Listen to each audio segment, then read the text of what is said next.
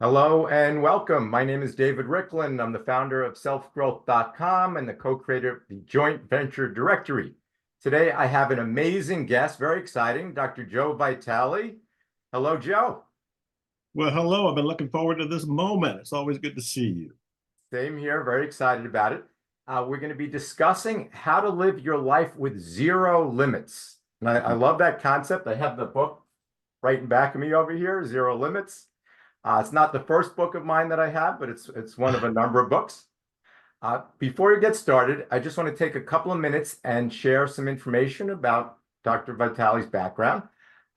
He is a globally famous author, multiple books, marketing guru, movie, TV, radio personality, musician. I was listening to some of your music earlier, and one of the top 50 inspirational speakers in the world. His many best-selling books include The Attractor Factor, Attract Money Now, Zero Limits, The Miracle, 6 Steps to Enlightenment, and Anything is Possible. I've known Joe, is looking back 20 plus years now. I've been following him and know his stuff, interviewed him many years ago. So very excited today. Today, we're going to be talking about how to live your life with zero limits. That's going to be our focus. So I want to start. Let's jump right in. So what does that mean? What does it mean to live your life with zero limits? Well, first, I don't really know. That's the quest. That's the exploration. What would it be like if we dropped all the limits that we encounter? So that means we have to start questioning ourselves and we say we can't do something or something is too hard or it's even impossible.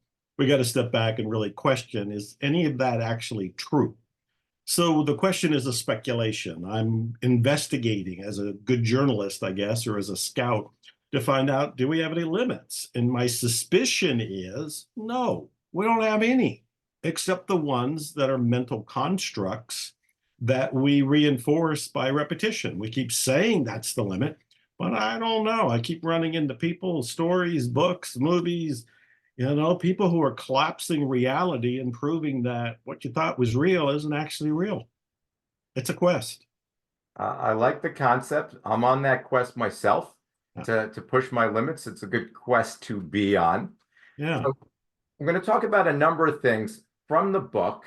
And there's a couple of specific things that I want to talk about and jump in early. So I know one of the things you've spoken about before relative to zero limits, and outside of that is this impact or the concept of responsibility. And literally the fact that we're 100, I think you've talked about being 100% responsible, this Yeah. 100% responsibility concept. Yeah. Can you talk a little bit about what that means and why that's important? Well, it's a huge landmine of an area. It's a landmine because so many people don't want to go there. It's like total responsibility. No, it was your fault. It was my parents' fault. It was my neighbor's fault. It's really easy to point these fingers of blame to the rest of the world, and most of the rest of the world would agree with you and go, yeah, it is their fault. But the idea is to empower yourself so that you can have, do, or be virtually anything, and to move in the direction of my exploration of, do we have limits or not? To move into zero limits living, I think we have to assume all responsibility. I think I first encountered this when I was learning about Ho'oponopono, which is the Hawaiian spiritual tradition that I wrote about in the book you pointed to a little bit ago, Zero Limits. That was the first book I wrote about Ho'oponopono. And in there, they talk about total responsibility. And the man who taught me Ho'oponopono was Dr. E. Haleakala Len, and there's a cool story all about him. But he was the guy who pointed out to me the real interesting question. Have you ever heard the phrase that you create your own reality? And David, you've heard it, you've said it, I've heard it, I've said it, we've all written about it. We've got best-selling books on that topic and movies about that topic. And Dr. Hulen said, well, if you create your own reality and these people show up in your life that you're calling a problem, didn't you create them too? And it made me pause and go, oh, I was saying responsibility had a boundary around my feet. Everybody on the outside of it was responsible for what they were doing. But in Ho'oponopono, in this new view of looking at life, you really are 100% responsibility for your entire life experience. In my book, The Attractor Factor, I had quoted a therapist from the 1990s in Houston. I have no idea who he is or was, but he had said, whatever is going on in your life is not your fault, but it is your responsibility. And that was the beginning of me wrestling with that concept of total responsibility, which I admittedly still wrestle with, but I'm closer to accepting it because, I don't know how deep you want to go, David, but I point out to people, whatever you're experiencing right now and you're calling a problem on the outside of you, you have to pause and go, where do you experience it? It's only inside of you. Even if you go and say, so and so, this customer, this client, this boss, this neighbor, this sibling, they're the real pain of my life. Where do you feel the pain? You feel it inside of you. Sure. And that's where you have to take responsibility. When you go inside where the pain and the trigger and the button is located and start to work with that, you can actually change yourself and the outside. But you only do it by taking 100% responsibility to begin with. I love that concept. And one of the things I talk about is, genetics. It's in a genetics, environment, and free will. And genetics, and my take is genetics and environment might have brought us here, but we have 100% responsibility for where we are right now, Yeah, and where we're going. Yeah. Yeah. I think it was C.S. Lewis, the famous author, who had said, you may not have written the beginning, but right now you just woke up and you get to write the middle and the ending. So you take over the ship. However you got here, when I look over my life and I had been homeless, I had been in poverty, I had been so unconscious, and I'm thinking, how did I go through all of that? How did I get there? That doesn't matter. When I woke up to, oh, wait a minute, I'm the one that has my hands on the steering wheel. Right. Okay, I'm stuck in the ditch right here. What do I do to get out of the ditch and move forward? At that point, that's total responsibility, that's empowerment, and that's free will. Whatever came before it, there was a mix of energies that came down from the beginning of time that influenced the direction of my life. But once I woke up, now I can steer the ship. What I love about that most is it empowers us. Yes. It gives us total control and empowerment over who we are, who we're going to be, how we view the world, everything. And it's just an amazing concept. And for me, I find it interesting that people want to relinquish that. Yeah. And they want to give that up, and they know someone else is responsible when you're being offered the opportunity to empower yourself. So I love that concept. Yeah, there's a famous marketer, Jay Abraham, who's still around, and he always touted the concept that people want to be led. People want to be led. Now, he's a marketer, so he's thinking in terms of marketing terms, like come out with a product and lead the people to go buy it, and they're going to listen to you and so forth. But we're talking about self-help. We're talking about spirituality. We're talking about awakening and enlightenment. And from that angle, you don't want to be led by anything except maybe the divine. And what you want to do instead is awaken to your own power, make choices about where you want to go, and start to go in those directions. You can now do that. You don't have to surrender. You don't have to give up. You don't have to be a victim. You don't have to give away that power. You can own it and use it and have a thrilling time with it. I'm all in. So let's jump into zero limits. So zero limits came out of a relationship you had with Dr. Yulen, and this concept, I'm going to call it a concept for now. We'll call it whatever you want to call it, of Ho'oponopono. Yeah. And this is very interesting. I heard about this originally a number of years ago.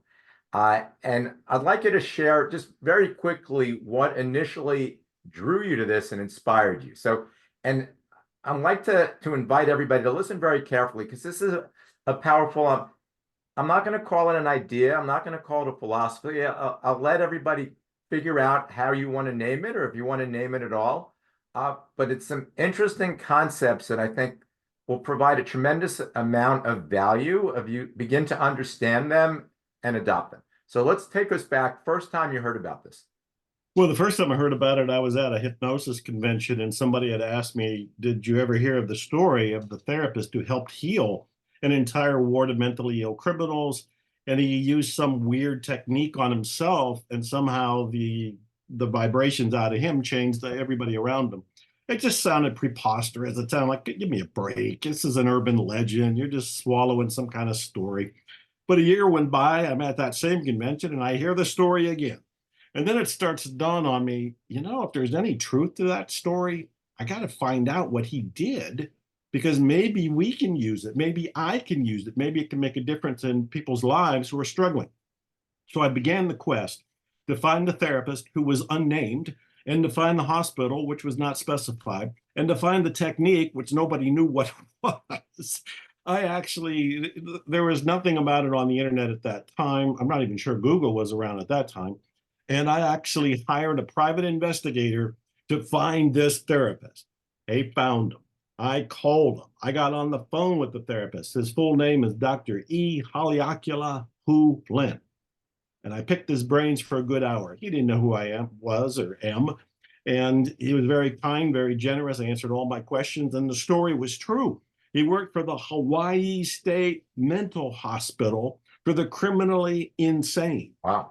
And the patients there were shackled or sedated on a daily basis because they were so dangerous. Right. And the nurses and doctors quit on a regular basis because they couldn't stand the atmosphere and the hellish environment they were in.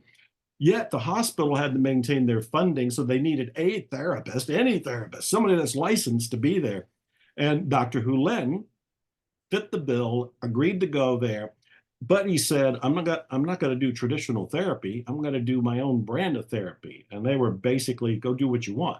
Right. So he used what ended up being called Ho'oponopono. And Ho'oponopono is a Hawaiian spiritual healing system that basically focuses on yourself. Ho'oponopono means to make right. And what you're trying to make right by using this tool is your perceptions. So, as I discovered, Dr. Hu Lin would look at the charts of the patients, not necessarily sitting with the patients, but he'd look at their charts and he would see they were violent, they were killers and rapists and, did the dastardly goods. Right. And whenever he was feeling rage or embarrassment or anger or confusion, whatever he's feeling, that's what he wants to heal. So he uses Ho'oponopono on his inner turmoil, which is being triggered by these apparently outside patients. And as he uses Ho'oponopono, he starts to feel better.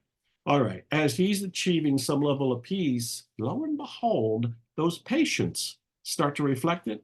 They start to get better. I mean, this is the most amazing story of all time when you think about how awful that environment is. And then within months, they're not being shackled or sedated. Months after that, some of them are pronounced healed and whole and allowed to go back into society. 4 years later, virtually the entire ward is closed and all those people are gone. And when you look at the source of it, it's Dr. Hu Lin and this weird thing called Ho'oponopono. So when I heard the story and I talked to him and I got that confirmed and verified, I spent the next 10 years learning from him, and I've written, I think, 4 books on the whole subject. The very first one you've mentioned, Zero Limits, so I can bring it to the world. It's amazing. So I was looking through some of the philosophies. I'm going to call them philosophies for lack of a better word, or practices. We can call them practices. And one of the interesting things that I was trying to get my hands around and my mind around is this concept of self. What is self? How do you view self? What does that mean? And this is something, he's not the first one to talk about this. And philosophers for years, and go back to Plato and Aristotle, we've always been talking about it. But he had an interesting perspective on what the self is and how you should look at the self. And why don't you kind of step me through what the self is, why that's important, and why that's important to this whole practice? Well, it's interesting you bring that up because my first instinct is I don't even remember that part. I don't recall it because that was 2005 and we're now in 20 some years from that moment. I can tell you from the work that I've done with Dr. Hu Lin and on myself that that self is the illusion. What Dr. Hu Lin really focused on and taught in the seminars we did together, we brought out, the first book was with him and I, the other books are by me, is the idea that what you want to listen to and live from and breathe from is what he called the divine. And that is the witness in each of us. behind that self, behind the little child, behind the persona, behind the mask, behind all these different things that we use to get through the day-by-day reality, there's this stable, constant witness. And that's the divine, and that divine's in you and everybody that's listening or watching, and it's in me. And if we go to that source past the self, right there at that core, the witness is the same in all of us. That is the divine or God or the cosmos. Napoleon Hill called it infinite intelligence. Dr. Hulen called it the divine. We have got all kind of words for it. But there's that eye of I. That's the big I watching the little I. The little I is the self, the big I is the divine, and it's available to each of us. That's how I would answer it today in our times now. Let me step through some ideas and some thoughts I had about this. So one of the things that for me that I get out of this, it's about a healing process that we want to use this to heal. And we all have issues. Anybody that has any kind of experience in life is going to have trauma. They're going to have issues. Everybody, all of us. And from what I was learning, a large part of the practice is about healing and healing yourself. And by healing yourself, I think the goal is to get to what you're describing as the divine. So can you step us through a little bit of what that means and what the practice is? How do we get there? And once you get there, what does that do for you? Yeah. I know I threw a whole bunch of stuff out there. No, that's great. Those are great questions. That's a great area to go to. And it's one of those fun things where I rub my hands together and go, oh, this is juicy. Let's go and play in this sandbox. All right. Well, first of all, yeah, it is all about healing, but healing is referring to any and every problem you could mention. If somebody has a relationship problem, you want to heal it. If you got a financial problem, you want to heal it. If you got some sort of, I don't know, health challenge of some sort, you want to heal it. If there's something going on in your business and you feel like you're stagnant or you're stuck or something, you want to heal it. So we're using the phrase healing, right? We're healing it, but we're applying it to everything that somebody would call a problem or a challenge or an issue. I don't care what it is. So let's make this real for everybody. Let me walk everybody through a very miniature Ho'oponopono process. And this way they'll have a tool that they can use at any time. The goal of all of this is serenity. It's inner peace. It's tranquility. It's getting to the place of wearing a shirt that says eudaimonia, the ancient Greek word that's really talking about this state of happiness and prosperity. It's this tranquil state inside. We're not being ruffled. We're not being triggered. We're not having our buttons pushed. So we're at a place of neutrality. Most of us aren't there.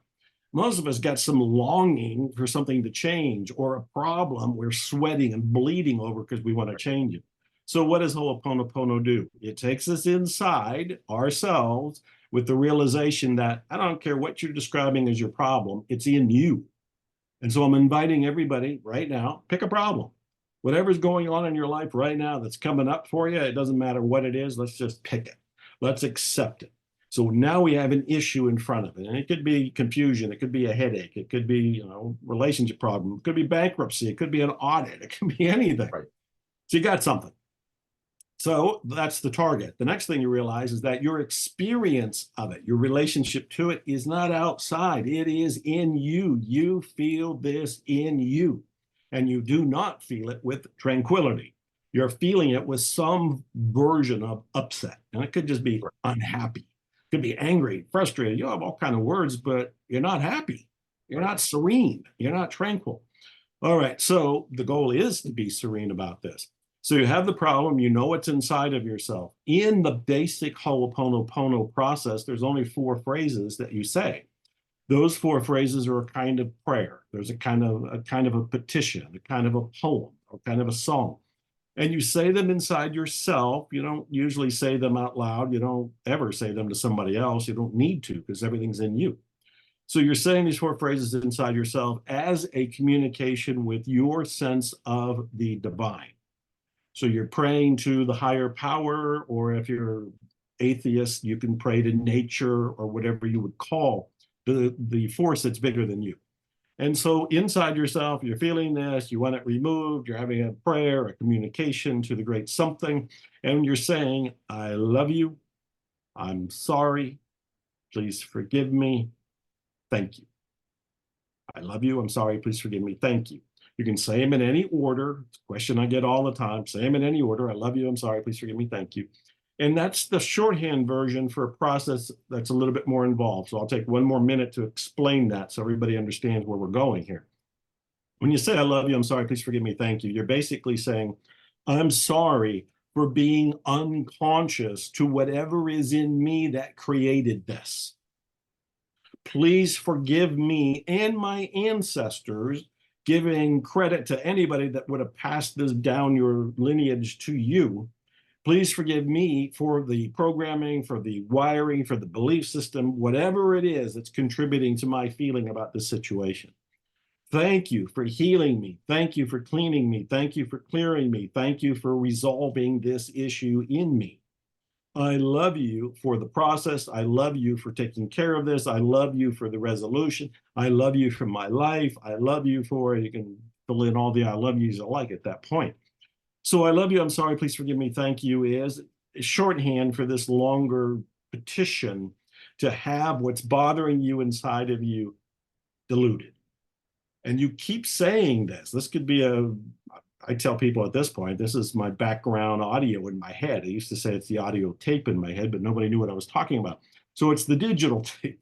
It's the background voice in my head. It's going on right now. I love you. I'm sorry. Please forgive me. Thank you. I love you. I'm sorry. Please forgive me. Thank you. It's going on all the time so I can clear my path through life. So for the people that are playing along here, they picked an issue, they got something going on, they feel it inside themselves. Now they've heard the 4 phrases. You would say them inside yourself as if you had picked up the phone and you were calling God or the divine or infinite intelligence. And you're basically saying, clean this up. Clean this up. I love you. I'm sorry. Please forgive me. Thank you. And you would repeat it enough that you would get to a feeling like this is working, or I feel like there's a shift, or I feel like there's a little more peace around this. And then you can stop, though I recommend just keep doing it. You can stop and go about your life and notice what's different. That's it in a nutshell, a very small nutshell. So the first time I heard the phrases, I was thinking to myself, so there, just to make sure I got it right. I love you. I'm sorry. Please forgive me. Thank you. Yes. Okay, 4 phrases. So the first time I was hearing this, I was thinking this is somewhat of a mantra. Yes. What I Yes. think of as a Yes. mantra when one meditates, but it's sometimes you use words, sometimes you use sounds, and for me it's somewhat of a mantra. And I was thinking to myself, is this a mantra? Is it supposed to be something that's seeping into your subconscious or unconscious mind? Is that kind of the focal point of how we use this? And by doing so, kind of remove, and I'm going to use the word, we haven't used it yet, blocks. So for me, a lot of these issues are blocks, and I feel I have blocks. I think we all have blocks. Everybody has blocks. So is that what's happening here at its core when people are using Ho'oponopono? Is that the core of it, the focus? Yes, David, that's a brilliant question and a brilliant insight. What we're really doing is removing what Ho'oponopono calls data. Blocks, limiting beliefs, mindset, paradigms, you put it all in a basket, and Ho'oponopono calls it data. That data is preventing us from being inspired in this moment. We began by talking about zero limits, and I said that where I'm going is the exploration, do we have any limits? When we bump up against limits, those limits can be called blocks. Those limits are beliefs. Those limits are, in Ho'oponopono terms, data. And what Ho'oponopono is doing is asking whatever you believe the divine is. Sometimes I just say it's the great something. Joseph Campbell called it the great mystery. So we got all kind of angles and names and labels for this. But what you're asking it to do is to go in, subconscious, unconscious, even collective unconscious, and clean it up. Dr. Hulen used to say that when you take care of an issue in yourself, you take care of it for all of humanity, because we are sharing almost all of these blocks. You know, if you go with Carl Jung Right. and with the collective unconscious, you know, we got shared archetypes, we got shared blocks here. So Ho'oponopono is designed to be a request for the great something to find and delete whatever is the block to us living what my new book is called Zero Limits Living, to living a zero limits life, to having zero limits living. From what I remember, and correct me if I'm wrong, that the way I was reading and hearing about it is this data, you can call it a program, is basically kind of memories of things that have happened Yes. that we're then applying. Uh, and we're living a lot of times, and I love this concept because I've heard it, I live it myself, is we're frequently living in the past, in a past that we can't, or we're creating this future that doesn't exist. And that's based on these memories that we have, or this data that you're calling over here, where we really need to live from a kind of this divine or inspired here and now. Absolutely correct. In fact, the way Dr. Hulan taught it to me was he said, in any moment, you're either coming from memory or you're coming from inspiration. 99.9999999, we can go off for a very long time, of us are all coming from memory. It's a good thing because our brain is designed to work that way. The brain is looking for shortcuts or life hacks. And so if something worked before, the brain just goes, do it again, do it Right. again. And there's no thinking about it. It's very unconscious. If it's serving you, you can leave it run if you like. But if it's not serving you, if you're not bringing money in because of a memory that you heard when you were 5 years old that money's bad or money's evil, you might want to get rid of that memory so that you can allow inspiration and the divine and the flow of abundance to come to you. So Ho'oponopono is about deleting what's in the way of being inspired in any one moment. And again, they're calling memory data. And it's our life experience. With Ho'oponopono, it goes back to the beginning of time. It doesn't have to be your journey through life just within these time years, Right. where I'm in my 70s, during my 70s. But it would go all the way back to the beginning of time, and it got downloaded to me. And so Ho'oponopono was to go in and go, I don't know where the memory came from, Julius Caesar. So Right. let's go and take care of it. So it's no longer in Joe. Well, it makes sense, and it ties into, you talked briefly about this collective unconscious that we Right. all share, and it's been passed down. Uh, Literally, as you mentioned, Julius Caesar, historically, Right. it's almost kind of the shared unconsciousness that we have. So, It is, yeah. Mhm. so I want to delve a little bit more into this. So we want to get to this point where we're kind of deleting this data that's impacting us, that's blocking us. And you mentioned that might be blocking us from making money, but it could also be blocking us from relationships, having the relationships we Oh, want, yeah. or the health that we want, or the happiness that we want. You know, it could be blocking us from virtually anything. So, Absolutely. so one of the techniques that's clearly a core part of this are these four phrases, and using these four phrases. But I know for myself that it's very easy to get distracted and to kind of fall back. So it's very, very easy. And some of these memories are so deeply ingrained in me Mhm. that there are things that will trigger and bring me back, and the blocks remain. So, and I know there's a lot of other techniques, and in the past you've talked about using a wide range of things. You know, early in the early days, you used to talk about visualization and vision boards and things like gratitude and forgiveness. There's been a lot of things, and we can delve a little bit into some of those. But what I'd like to do is spend a little bit of time uh, on a couple things. And one of them is, in addition to kind of this core, these phrases that you talked about, to Mhm. enable it to kind of release these blocks and get us to the point where we're kind of inspired versus working from memory. What are some ideas, concepts, and approaches to do that? And in a couple minutes, I'm also going to give you a chance. I know this is something that you teach. We're not going to figure this out. It's not a 20-minute, 30-minute interview and suddenly everybody's clear and everybody's inspired. I know that. So I'm going to ask you to share some information on how to get some more details about this in a minute. But let's kind of start. So what are some additional steps? So that's one of them. You mentioned the four phrases. So let's take us through Good. some other ideas. Yeah, well, first of all, there's lots of them, and I like collecting them and then writing about them, recording them, and sharing them with the world. I go looking for, like a good scout, some sort of tool that I can put in my bag, work on myself, find it works, and then I go, hey, look what I found, and tell everybody else. So let me tell you about a couple things. First of all, Ho'oponopono is a go-to for me, and like I mentioned earlier, the four phrases are running even right now as we're speaking, so it's behind my consciousness, if you will. One of the other things I found very useful is to become aware of our beliefs. And let me just say what that's all about. Anybody listening or watching right now, they can pick something they would like to have, do, or be. And it can be whatever comes to mind. I remember it was at this point, I guess 11 years ago, when I decided I wanted to be a musician. And I had no music experience, no singing experience, no band, no guitar. I had guitars, but I didn't know what I was doing.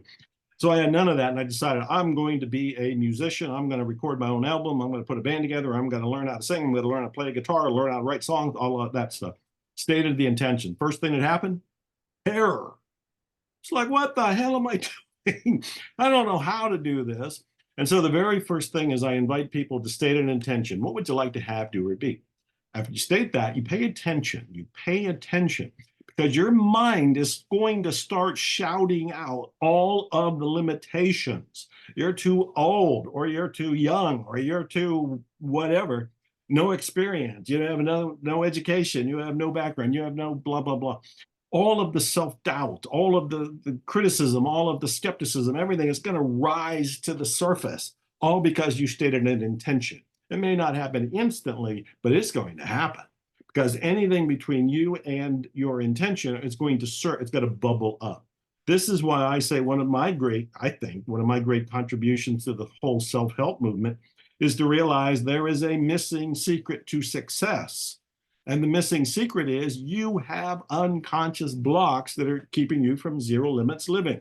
You got to find them and remove them. All right. What I'm saying is these blocks that bubble up are now ripe for questioning. One of my favorite techniques is to cross-examine my beliefs.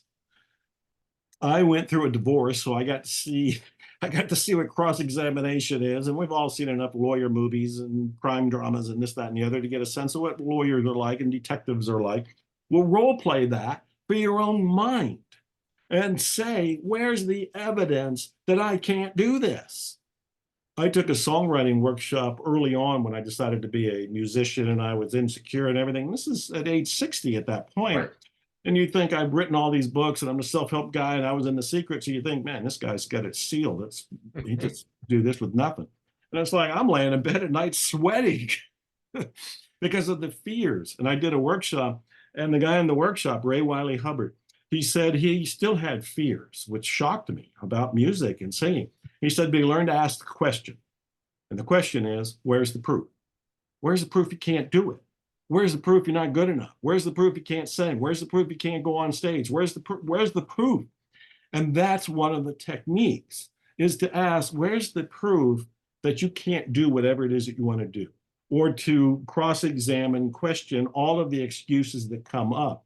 Don't let them take your thunder. Stop and question them. That's one of my favorite techniques beyond Ho'oponopono as an opening technique.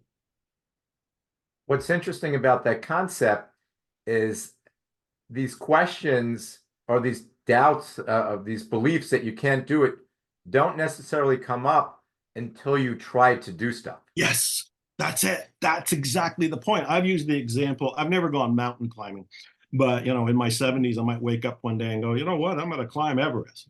Well, I might have that as an intention, but right after it, I'm going to have these negative beliefs crawling up my spine and eating at my brain. They'll come out of nowhere, but they'll come as a result of stating the intention.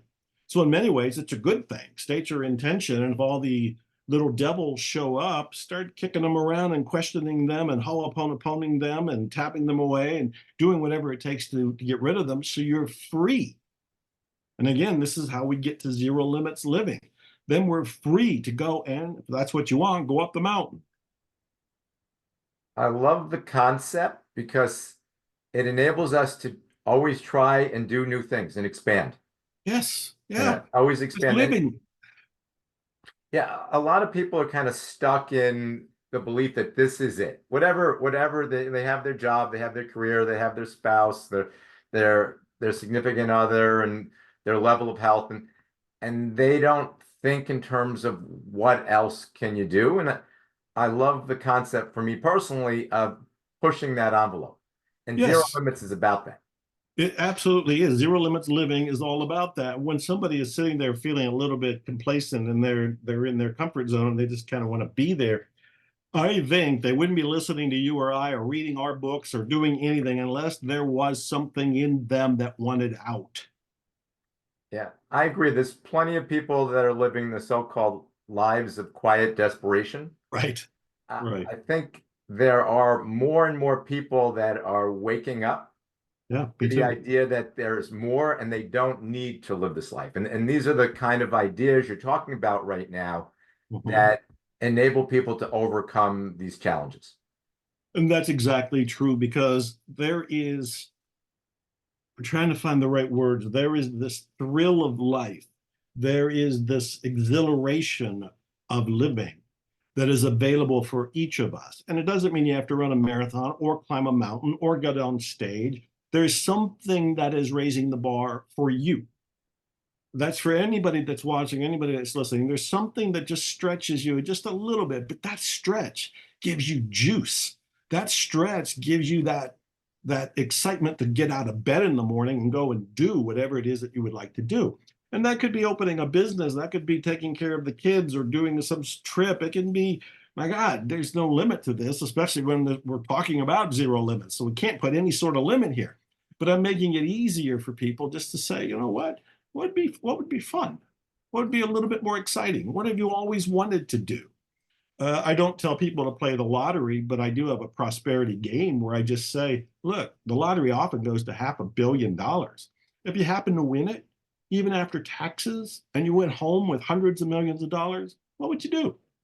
Because it can tease out that little secret desire that is still there that people can go and water and put some sun on and then go and express. I like it. So I know we can't go deep into a lot of all these things right now. There's a lot, and we could probably spend literally days. So I want to take a couple minutes here and ask you for people who want to delve deeper into a lot of what we're talking about, what are next steps? Where can they find more information? What's the next steps for them?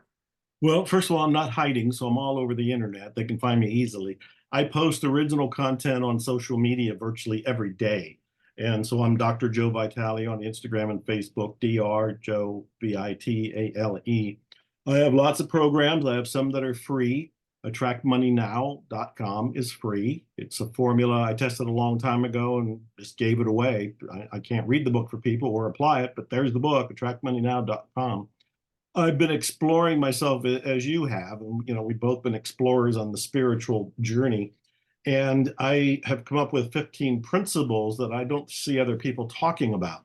And I created a whole program called 15 Principles. I think it's 15principles.com, spell out the 15.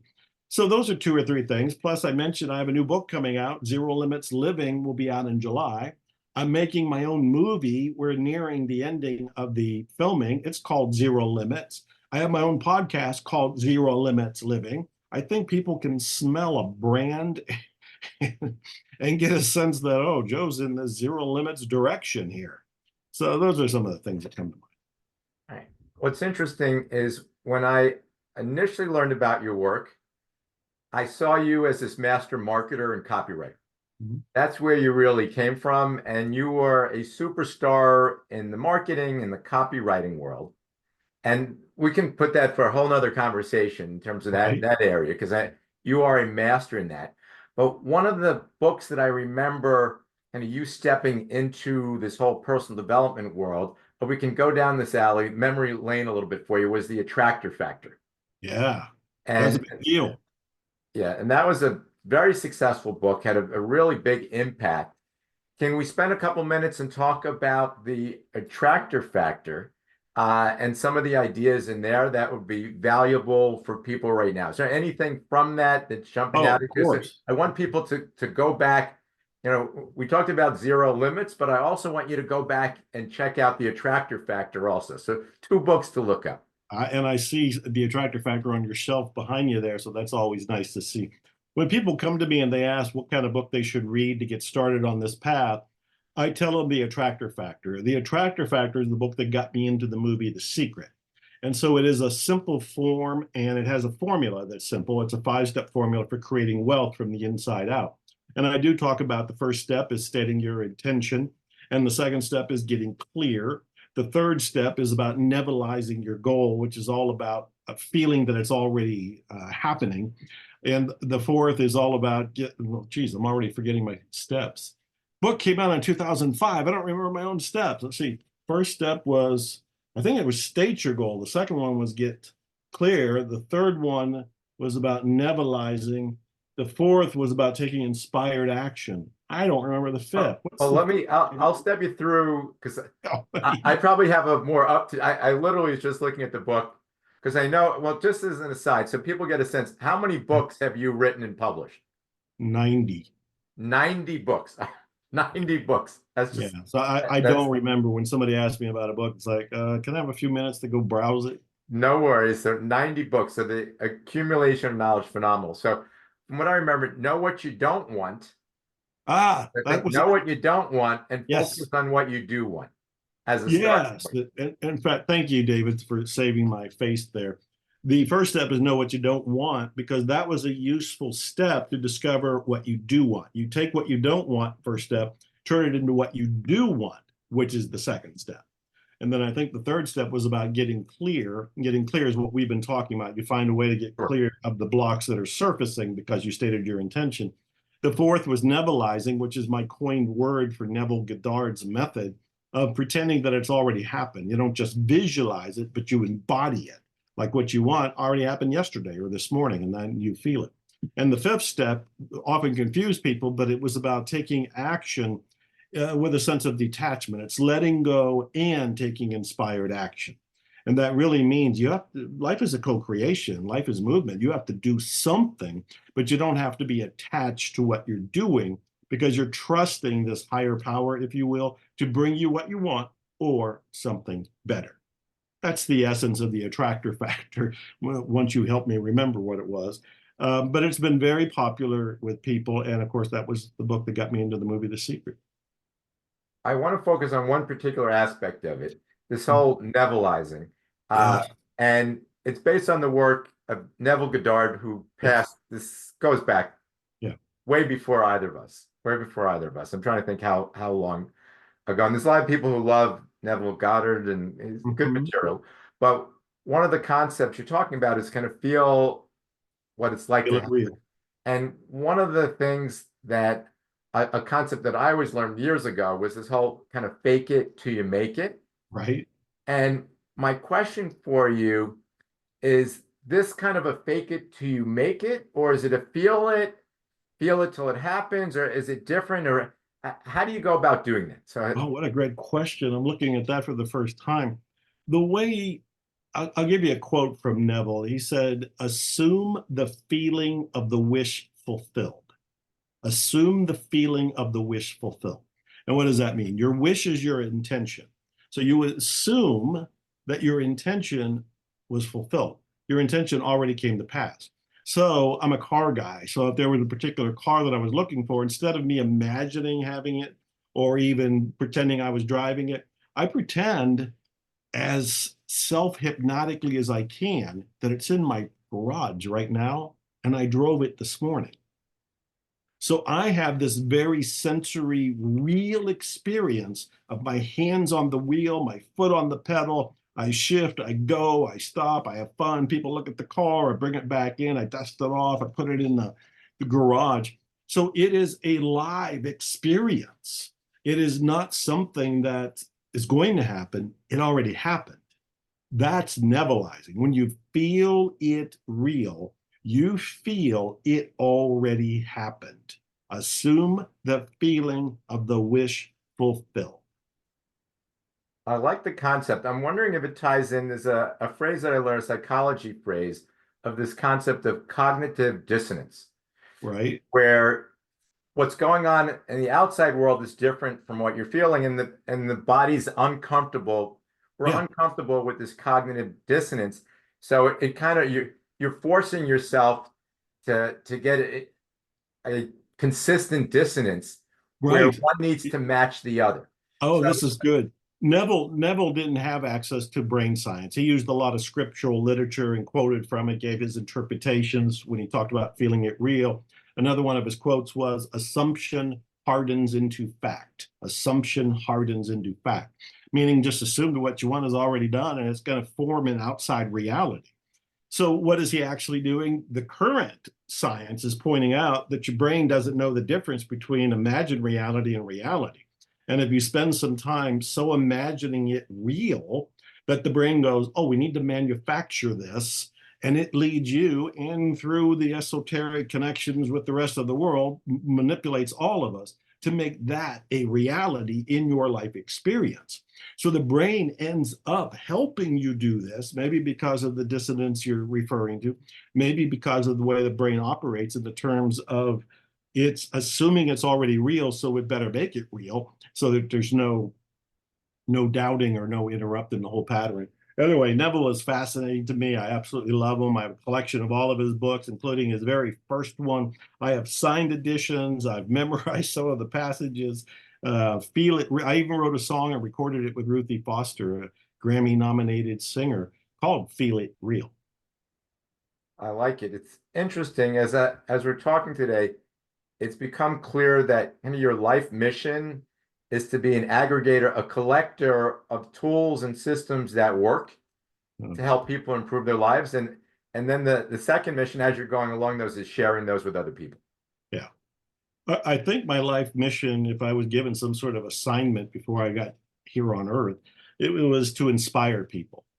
And I was given permission to do whatever. I can inspire people through books, which I've done for a lot of times, and do it on stages, which I've done, do it in movies, which I've done, do it through music, which I've attempted to do, and do it through, I've done strongman training where you bend steel and everything. But I did it partly for my own gratification, but it was partly to show what was possible, partly to inspire other people. It's like, if he can bend a horseshoe, what can I do in my life? So it's all about inspiring. And yes, I love finding tools and sharing them to help people along. All right, we've covered a lot of stuff. We only have a couple more minutes left. Is there any Ah, final messages, thoughts, next steps people, first steps people should take? Anything you want to share before we finish up over here? well, first of all, I'm upset that we have to finish up. That's not fair at all. Um, Gosh, there's so many things. I think, Napoleon Hill's famous quote from Think and Grow Rich, which has been used. Muhammad Ali had a version of it, and other people had versions of it. But it's basically, if you can conceive it and you can believe it, you can achieve it. And some people take that quote and make fun of it. They'll say, "Oh, can I be a 9-foot basketball player?" And it's like, well, maybe you can conceive of that, but do you believe it? No, I don't really believe it. Well, then you're proving his quote correct. I use the quote as kind of a ruler. And so I'm inviting people to play with it. It's like, can you conceive of something you would like to have, do, or be? Just conceive it. Is it within the realm of mental possibility, even if you don't think it can be a real possibility? So once you have the conception of it, can you believe it? Is it possible that that can happen? And again, we've talked about questioning beliefs. So if you say, no, it's not possible for me, that's when you bring in the cross examiner and go, why not? Why not me? Where's the proof I can't do it? Because if you can conceive it and believe it, you can achieve it. And I think that's what I would leave people with. Meditate on that famous quote. All right. I love that quote. I'm a fan of Napoleon Hill. Joe, this has been amazing. Great number of ideas. I wish we had more time. We maybe will do it again sometime and delve deeper into a lot of other areas. I want to thank you for joining us today. And I want to thank everybody for listening and wish everybody great success in their life. We'll talk to everybody soon. Thank you.